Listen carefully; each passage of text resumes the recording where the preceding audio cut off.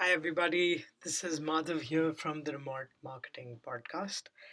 And today I wanted to specifically talk about marketing experimentation.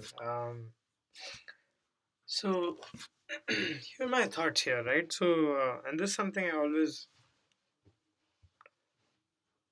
I've kept it as a standard in our marketing team. Um, every marketing initiative, every channel plateaus, you know, there will always be a point in time. Let's say, for example, you started out as a company and you discovered that um, SEO is a great channel, right? And maybe it gives you incremental results for about 3 years, and then you're just flat. There's no room for more growth there. Same thing with email marketing, right? Like maybe you keep growing to the point where you start seeing that there's not any more customers you can bring on. Or let's say you start doing Facebook ads and the bid prices start increasing 3 years later to a point that it just becomes unprofitable for you to acquire customers from there. When you take all of these things, one of the biggest lessons that I've had in my marketing career so far is that nothing lasts forever. There are always marketing channels that come and go. If you look at the last 8 or 9 years, right? Marketing came in many different terms and forms and different techniques and processes.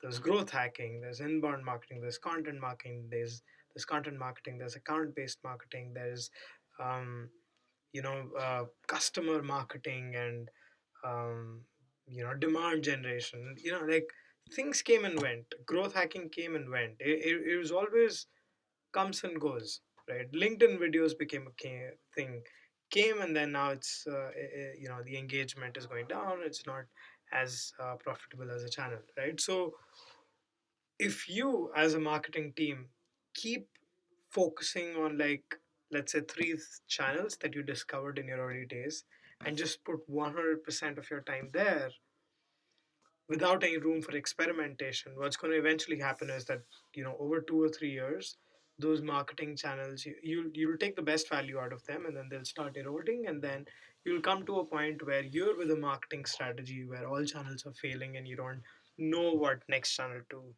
um, to go after, and that's a really really difficult position to be in. Um, and so it's That's one of the reasons why I'm an advocate of marketing experimentation.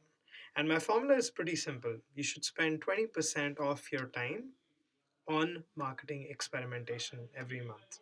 Right? So if it's 5 days a week, 1 day a week in your work week should be spent on experimenting with new channels, right? There are two benefits here. The first benefit is that you you will always keep experimenting with with different channels, and you may come across a brand new channel that none of your competitors have discovered, and then you may get excellent results there, and you can keep driving excellent results from there until someone else discovers it, and then the channel becomes too packed, and then the cost goes down, but you were the first mover in that channel, so you can get the best benefits out of it. That's number one.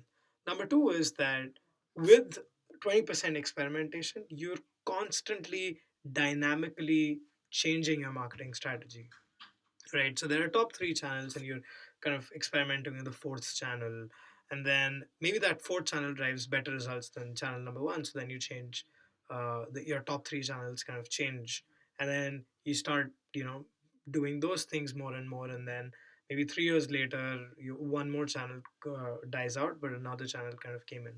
So with this kind of a thing, you can kind of build like a more scalable, long-term, steady marketing strategy. um, it is very very important to kind of have that kind of experimentation. Now the other thing that you also need to remember is that 90% of the experimentation that you do in marketing is going to fail. To give you some perspective, over the course of my marketing career, I've tested out about 200 or even more than that marketing tactics. It's absolutely insane.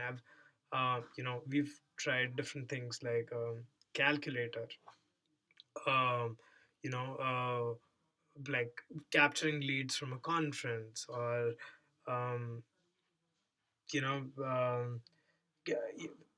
I don't know, like meeting customers in person, and trying to close deals there, or doing an industry report on the blog, or building a link building unit and then spending a lot of time there.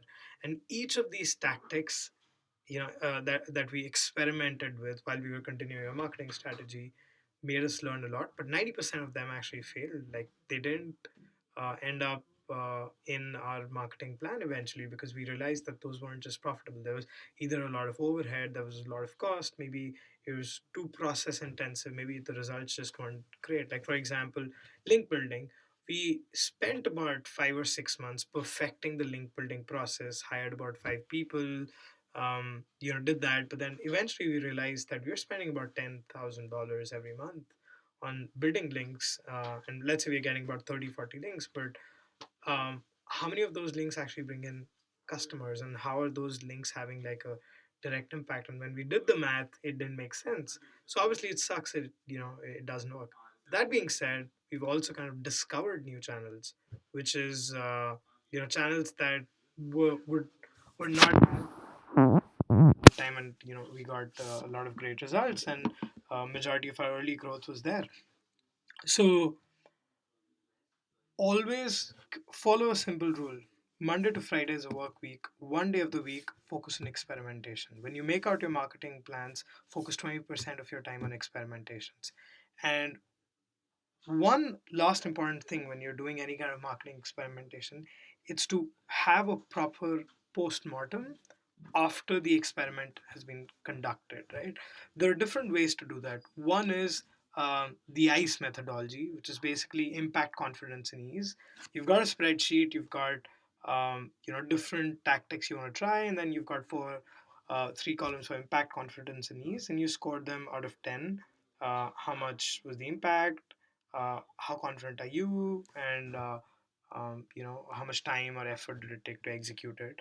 And then you take out the average, and then based on whatever highest score kind of comes in, it just shows you that these are the possible channels. The other way to do kind of like a proper post-mortem is to understand that here is what we did, here were the results, here's why it worked really well, or here's why it didn't work pretty well. If we were to do it a second time, here's how we would do it. Is there any scope to scale it? Is there any scope for us to do more of it, or do it for like 3 or 4 years? Is there scope to build a team here? Kind of when you kind of start asking those questions, when you kind of do every experiment, you get a much better understanding of that. Here's why this experiment is successful. Here's why it's not. Just to kind of give you an example, there was a particular category, an industry vertical that I figured that, hey, it's a potentially great opportunity to do marketing. And then I kind of did a little bit of effort there. I ran some ads in there, and I realized the results were great, right? So in the postmortem, I said the results were great. Our cost per sign up was low. Our the quality of customers was good and everything. But also in that particular postmortem, I wrote that um, we weren't able to spend more than $700 per month, because that was the size of the market. And so the thing is that now we it's not possible for us to kind of increase that revenue or to scale that vertical, because really the vertical is just that small. um, and that doesn't make sense for us to kind of invest a whole bunch of resources and kind of spend more time in expanding into that vertical. So yeah, that's my take on marketing experimentation. If you think differently, or if you agree, or if you want to add to this conversation, I would definitely urge you to tweet to me at the Mad Bhandari, or email me on madhav@remotemarketing.org. All right. Um, I hope you have a great week and see you in the next episode.